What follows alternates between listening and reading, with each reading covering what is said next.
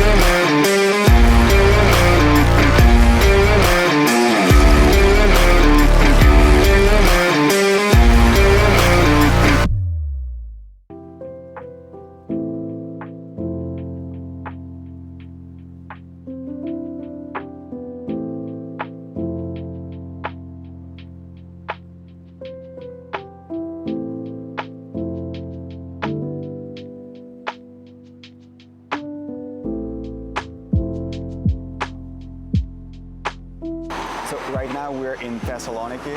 Our plan is to visit 7 out of 9 regions in Greece. I'm not gonna have too much time here, so basically we're gonna just rent a car and move forward.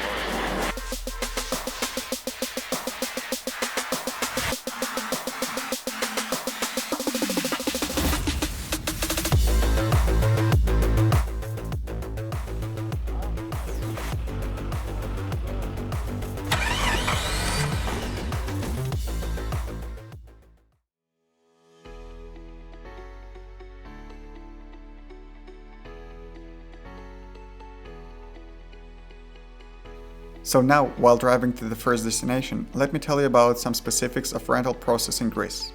For those whose license are not from one of European Union, it might get tricky, as you need international driver permit not only to be able to drive, but also to rent a car. For example, if you have Canadian license like me, you should plan a few weeks ahead, as in order to get this piece of paper, you will have to bring some paperwork and pictures in person. There is no option to get it done online, and this process takes a bit over a week. So if you come here without it, you might get stuck.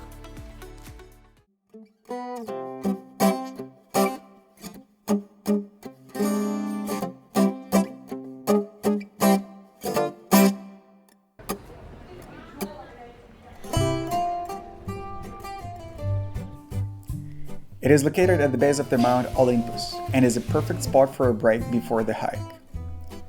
And since we left Thessaloniki early in the morning, we still had some time to explore this beautiful town and relax after a flight and long ride. Litochoro, from Greek, means city of gods. Kind of makes sense if you consider that this is the nearest town to the Mount Olympus, which was considered a city of gods in ancient Greece. This is a very touristy place, but because we came here off-season, it was not crowded at all and very pretty. It has dozens of cafes and restaurants, called taverna, few shops and traditional sandy brown houses. Yes, traditional Greek houses are not white and blue, but sandy brown. But we will get back to that later. Another beautiful thing about Greece is that many of these small cozy towns are located in between the mountains and sea. So within 10-15 minutes drive, you can be at the foot of the hill or at the coastline. And since mountains are planned for tomorrow, let's get some food and head to the beach. It was not hard for us to find a free spot at this beach. To be honest, it was the emptiest beach I've ever been to. There was one bar tent open with just one customer and maybe 2-3 people beside me. But this is what can be expected when come off-season. No tourists yet mean no restaurants and services are operating yet. But at the same time, you get this feeling of freedom and silence. No crowds, no noise, just you and nature. And the loudest thing is the tide. Though there is one disadvantage. Water is so cold that I couldn't even go to knee-high into the water. It was just painfully cold and I didn't spend even 30 seconds in it. But the view of the sea is gorgeous, and with such a view, a traditional Greek pita gyros is just the right thing. Tomorrow we're gonna try to hike the Mount Olympus. We're gonna have to wake up at like 4 a.m. to make it work. So see you tomorrow.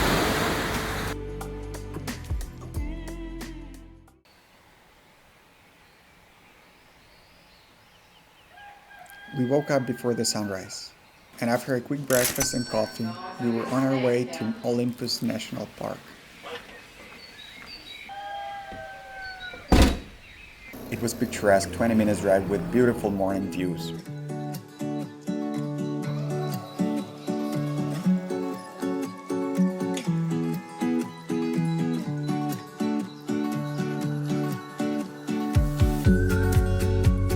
Greece is known for its coasts, but in fact, it's mountainous country.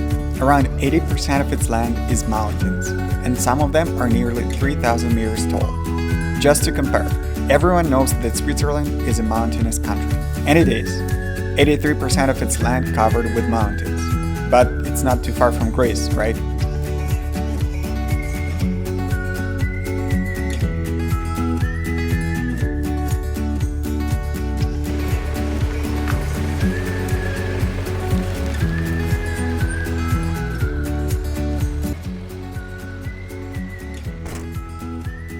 Our goal for today is to get to Spilios Agapitos Refugee, or Refugee A, and spend the night there, then hike the peak tomorrow. According to the information I found on internet, this should be rather easy hike, and should take us around 4 or 5 hours.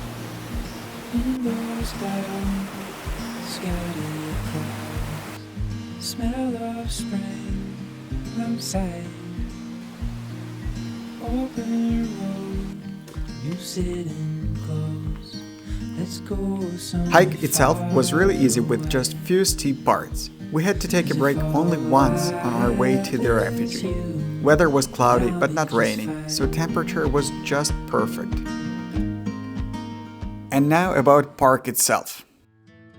The history and mythology surrounding Mount Olympus is as much of a reason to climb the mountain as the scenery. There are few mountains in the world that can stand up to Mount Olympus in terms of legends and stories. According to legends, these mountains were created as a result of a 10-year-long battle between titans and gods. Not sure how true is that, but considering the epic look of these mountains, it sounds quite possible.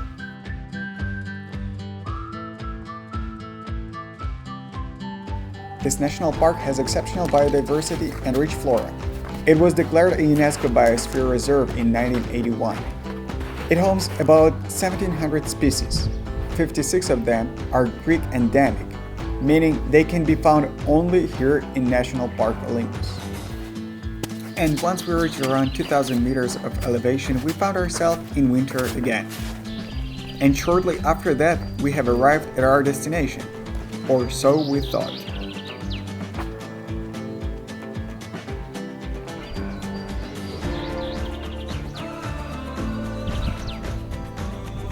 So we just hiked to this refugee, super cool, super high, but it's still closed. We just talked to some people and found out that it's actually not a season up until the end of the May. So everything is closed, no food, even no washroom, nothing. Moving forward, it's like gonna be always snow. Those guys told us that in around like 150, 300 meters from here up to the top, the snow comes up to like this high, and there is no way anyone can just continue going. And actually, to reach the peak of the Mykonos or Mythikos, like the highest peak, basically impossible, and it's actually prohibited to even try up until the beginning of June. So we're gonna walk around and then we'll just go back to the car. But of course, before going back, I will show you the mountain itself, or as much as it is possible to show with these clouds. There are 6 different mountain huts similar to this one along the way. There is one located somewhere around here, and it is the highest building in Greece. Mount Olympus has 52 peaks. The highest peak, called Mythikas, meaning nose from Greek, rises to 2,917 meters. We enjoyed this view for a little bit, but since this hut was closed, we had no food, no drinks, and it was getting too cold, so we just went back to the car. All in, way down took us just 2 hours. Way easier and much more fun running down than hiking up. So we just got back to the car. Gonna start heading towards any city just to get to food as soon as possible, to any restaurant. Everything is kind of closed here. There is only one place, but it's super busy and we don't want to wait in line.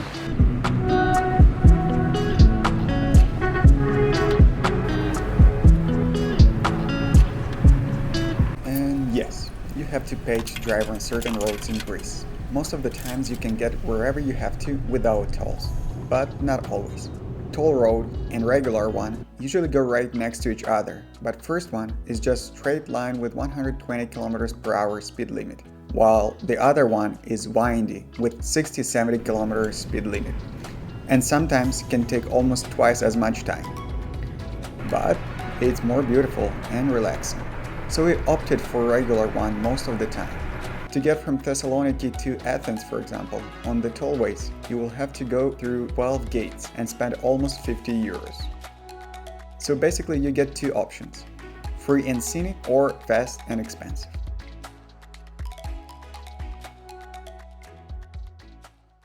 We just arrived into a town right next to the Meteora Mountains. I forgot what it's called. It's just a small town. Probably the name will appear here. But it's most likely the most beautiful town that I've seen, at least at the first sight. Just because it's located at the base of this beautiful rock formation, it just looks majestic. I have no words, just look at it. This is Meteora, one of the most stunning places on Earth, UNESCO World Heritage Site, and second in importance, complex of Orthodox monasteries. Geologically speaking, these rock formations are not unique. They are rare, but not unique. What makes it so special is the size and uniformity, and of course the monasteries on top of them. This location is so beautiful and inspirational that they used it in few different movies.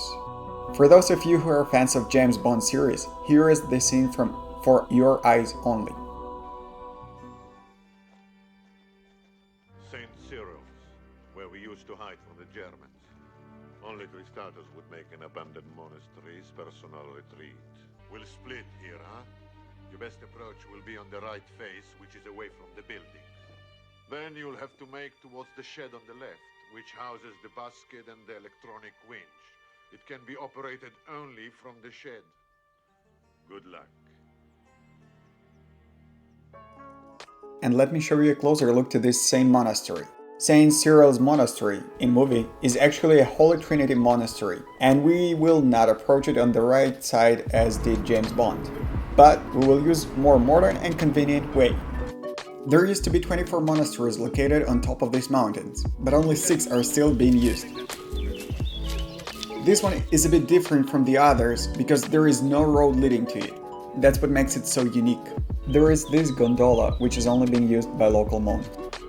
For those of you who are not, the only option is walking on foot through this corridor carved out in the mountain hundreds of years ago.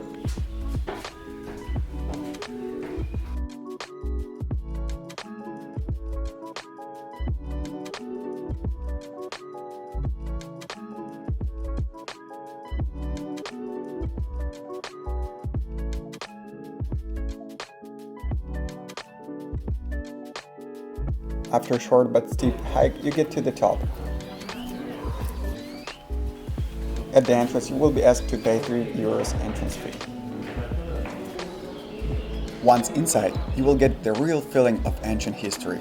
There is no date known, not even exact century, when the first religious buildings were built here. There is a small chapel and church inside this monastery, but you are not allowed to take pictures or videos of them for some reason. But nevertheless, according to the guide, that chapel dates back to 6th century. First documented mention of monastery here dates back to 11th century. And we know that 20 were built at the beginning of 14th century. But to be honest, to me, these structures were not as interesting as views around. This was definitely meant to be some spiritual place, considering the beauty and peace around.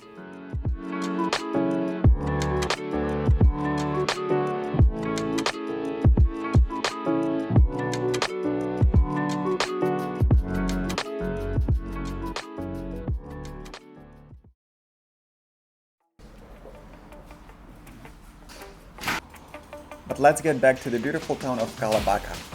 Our hotel room included free bikes, so we decided to give it a try, since the town is really tiny and it would take more time to find a parking spot for the car than to cycle to any location. Kalabaka is the largest town in the area and has a population of 12,000 people. And this town lives off the tourists.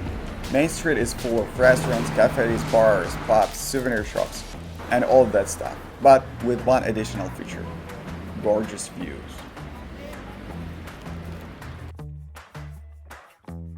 And with such a view, traditional Greek pita gyros is just the right thing again.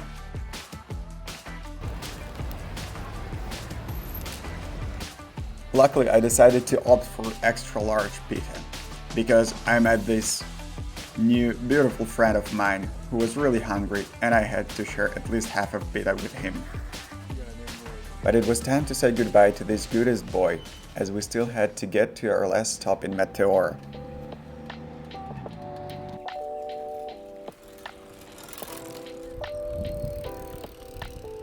Even though it was supposed to be just 15 minutes ride, it took us almost an hour to get there. With all these beautiful views around you, you cannot just go. Every 2-3 minutes I had to stop to take a video or take a shot of something, because everything around was just beautiful and majestic.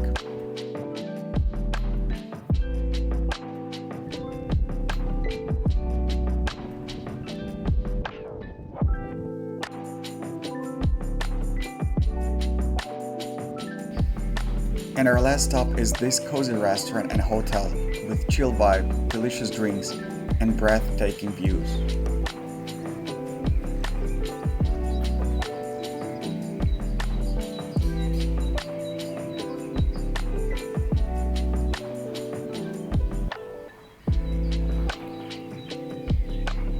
The perfect end of the day.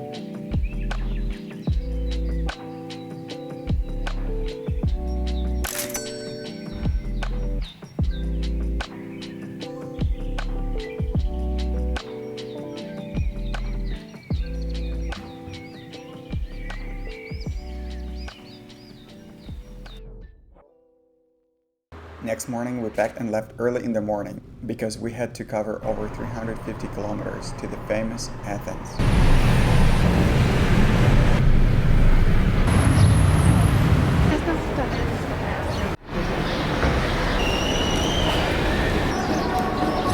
Hell no.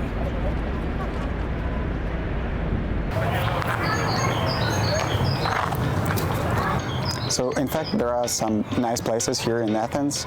They are just hard to find in the city with over a third of country's population, a couple of thousands illegal immigrants, and probably even more tourists. But the worst thing is traffic, an immense number of scooters that don't care about rules at all. My tip for you, if you want to visit Athens, is leave the car somewhere on the outskirts and take a bus or metro. It's not the most comfortable way, but believe me, you will save yourself a ton of headache and time. Parking is another huge issue when it comes to Athens. Well, I can show how it looked like earlier today, but parking in Athens looks like this. They park cars as usually on one side and another. Also over there next to the wall. But you also have to leave your keys here so they can move your car during the day to let other cars in and out. Usually vehicles that are parked on the sides like mine are staying here for long term. That's why they take them out of the way. But during the day, it's so crowded here that even this space in the middle is full and they use every available meter. While searching for the information about Athens, I've stumbled upon few articles saying that there is a beautiful architecture here. But they don't mention that it's just whatever is left from beautiful architecture. And for someone who is not into archaeology, it's just a bunch of ruins. We stayed right in the downtown, a few hundred meters from the main attraction of Greece, Acropolis. And this is how downtown looks. Even though it might seem like these buildings are still under the construction or soon to be demolished, they are not. This is approximately how 9 out of 10 buildings look like. It's just mind-blowing to me how there can be a beautiful restaurant in downtown with all the candles and lights, but the whole street around it looks like this.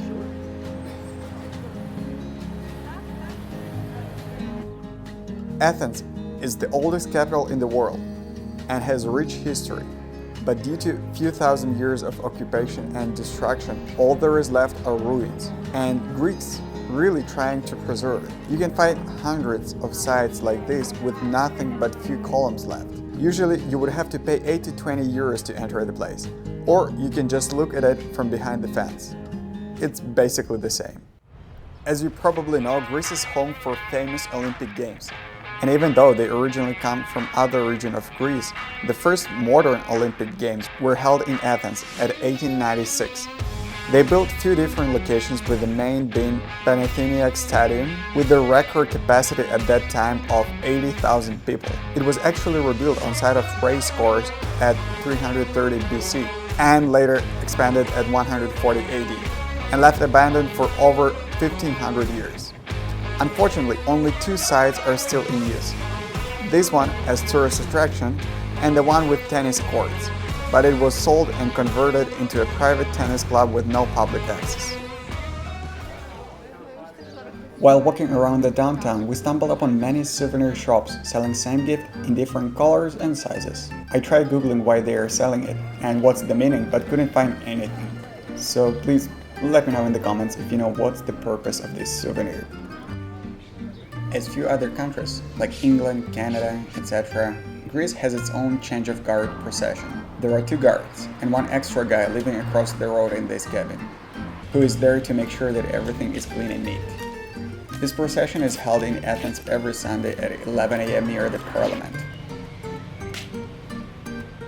We found this cozy and small settlement excellently on our way to Acropolis, with tiny houses, beautiful bushes, flowers and lemon trees, far enough from the crowds and cars to finally relax and really enjoy walking through these small streets, if you can call them that.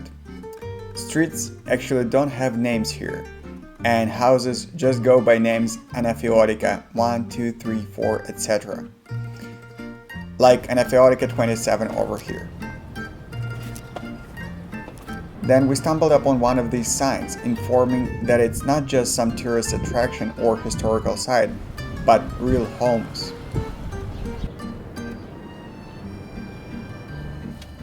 People used to live at this hill for thousands of years, but not in big numbers. Then, in 1950, most of it was destroyed for archaeological research, and some remained as private property.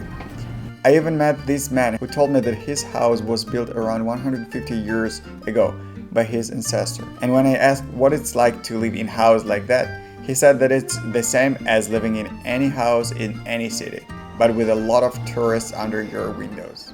And the last thing I wanted to show you in Athens, that is not too cool or impressive to me, but definitely is on any must-see in Athens list I found on internet, is Acropolis of Athens. But since I didn't want to wait in line and pay 30 euros, you will have to just see it from the drone.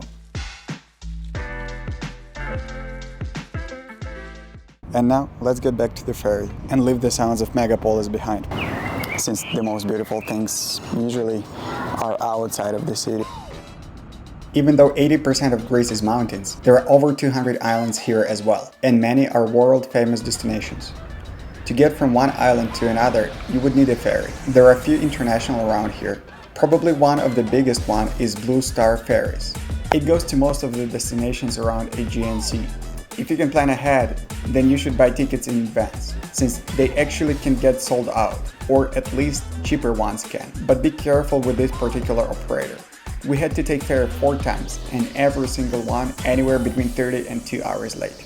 Ticket prices can vary, depending on few factors like season, how many left, and what type of tickets you want. We took the cheapest one for 50 euros. It's just a seat on the general deck.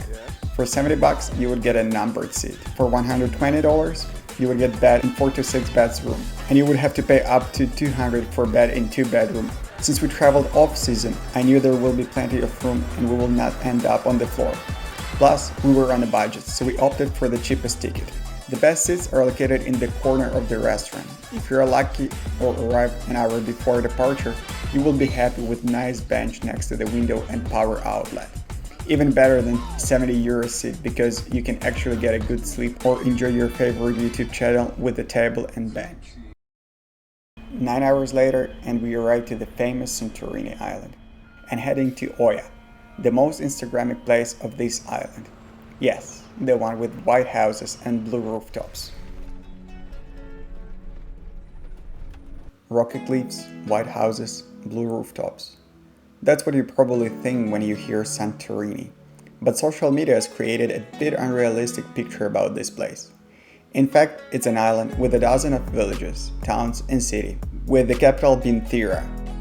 But the place you see on Instagram is called Oia. It's a town located on the western coast of the island, which makes it a perfect spot to enjoy the sunset. But it doesn't have blue rooftops, or actually not as many as one would expect. In fact, there are only 4 buildings with a blue roof, and those are domes of the churches.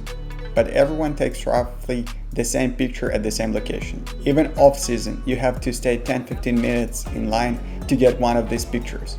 I can't even imagine how long it would take in high season. But it's still pretty nice here if you don't mind crowds of people, since everyone wants to visit specifically this town. Whole Oia is basically one huge hotel with restaurants and few shops. There are no locals living here. Due to the popularity of this location, old buildings were converted into business, and it's thriving. Even off-season prices here start at 200 euros per night for the cheapest room at the outskirts of a town, and can go up to infinity the closer you get to the good views. Since we came all the way here, almost made it to the Africa, we expected to be able to swim a little bit. So we decided to go to the only beach on the west coast of Santorini, close to Oia. Very steep walk down from the town to Old Port, few waterfront atmospheric restaurants, 10 more minutes walking over the rocks and you get to the beach.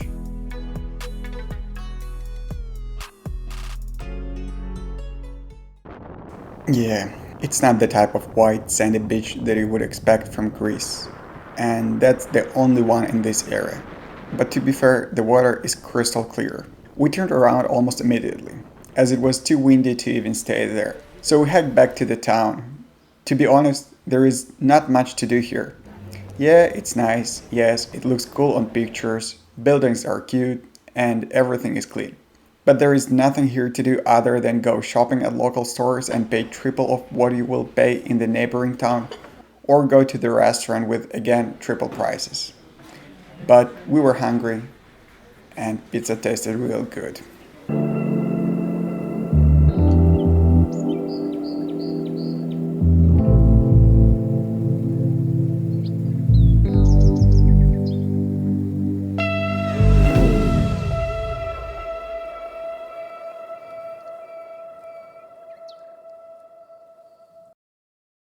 After Santorini, I had another ferry trip to Crete Island.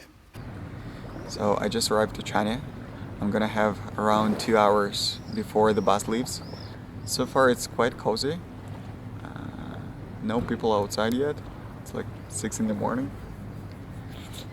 Guess how much time I slept at the ferry? 0 hours. It was 9 hours ferry and I slept 0 hours. Super exhausted and still have a long way to go. Need to get to a town on the other side of the island from where I most likely will be able to take a next ferry.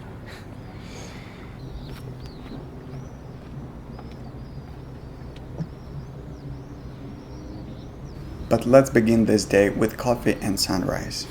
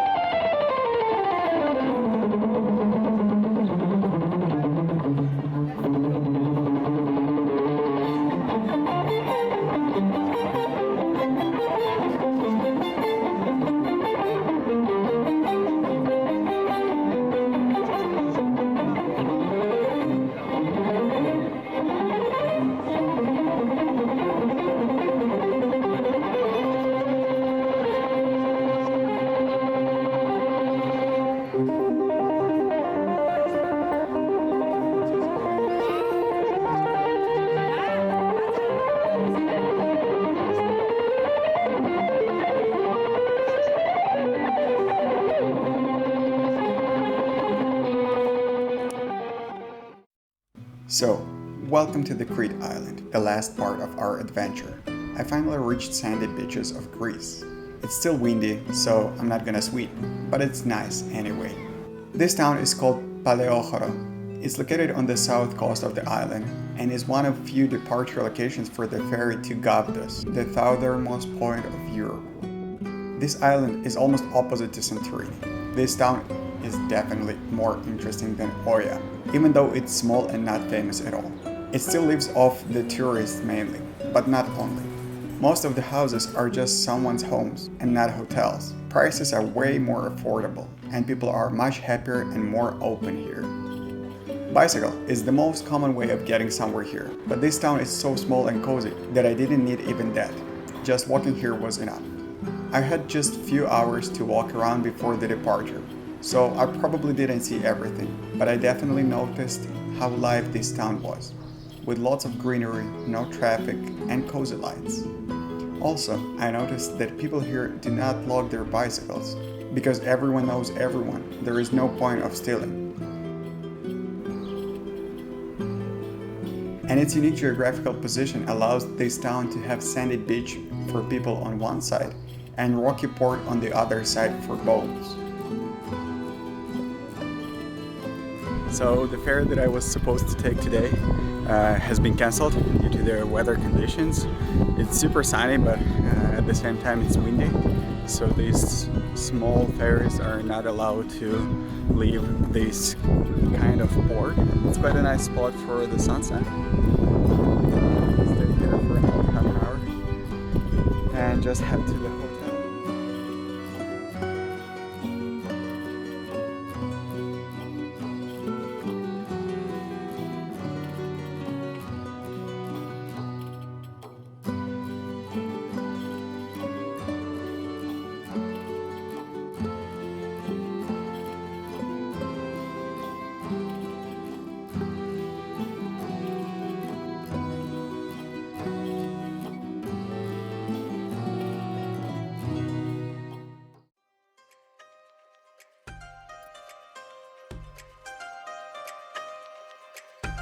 The next morning, ferry was cancelled again, but I was told that I can try departing from Horas Fakion. So I started the day by taking a ferry to Agiaroumeli. It is a town halfway to Horas Fakion, and there is a beautiful hike according to the internet. And since I had a whole day, I decided to give it a try. And if you wonder why my ferry was cancelled but this one was good to go, it's because this one is not getting more than 100 meters from the coast, so it is safe to go even with windy weather. It was 2 hours trip, but it felt like 30 minutes. Views were great and changing every few minutes. Water is unbelievably blue, epic rocks, and nice sandy beaches on shore. Pure pleasure.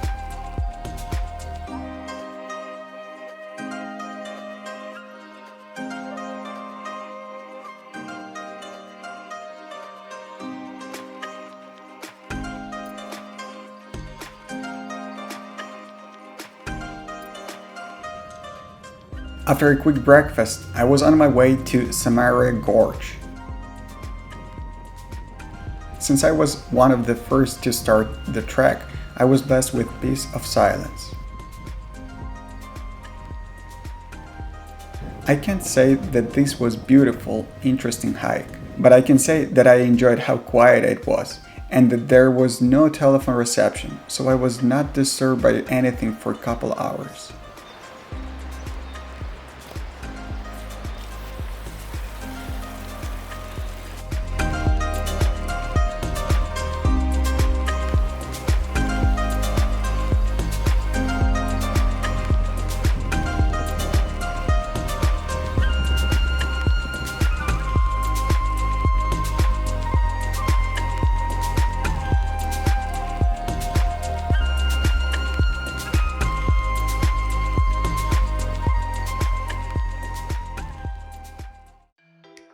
But let's get back to the water and beach.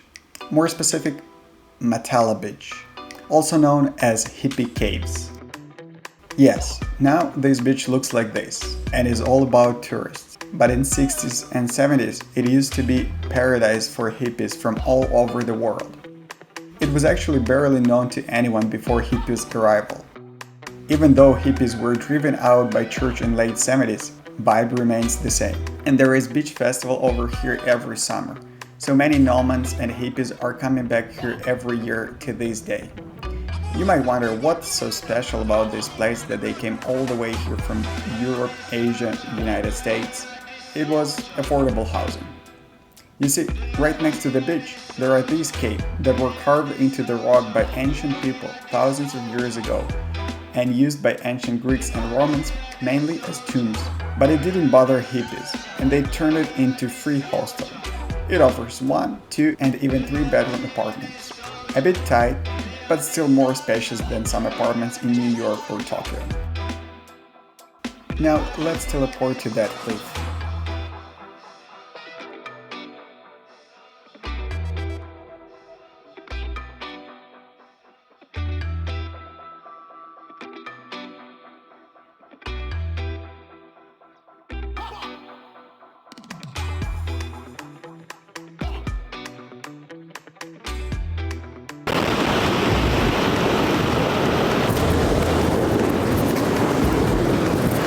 So, I made it.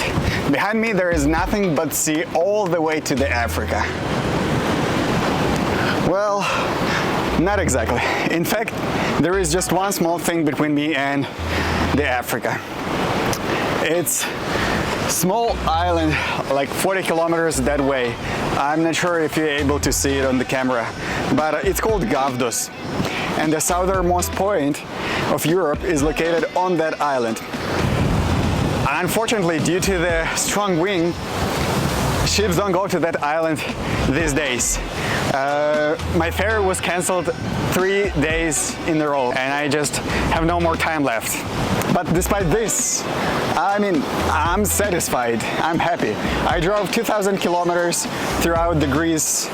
I sailed on the ferry like 1,600 kilometers. I visited probably the most beautiful place I've ever seen. I saw the Mount Olympus, visited 2 Greek islands, crossed Crete, and all in, I'm just happy. And even though I haven't reached my main goal, I realized that one should not be too focused on his goal and just enjoy the path.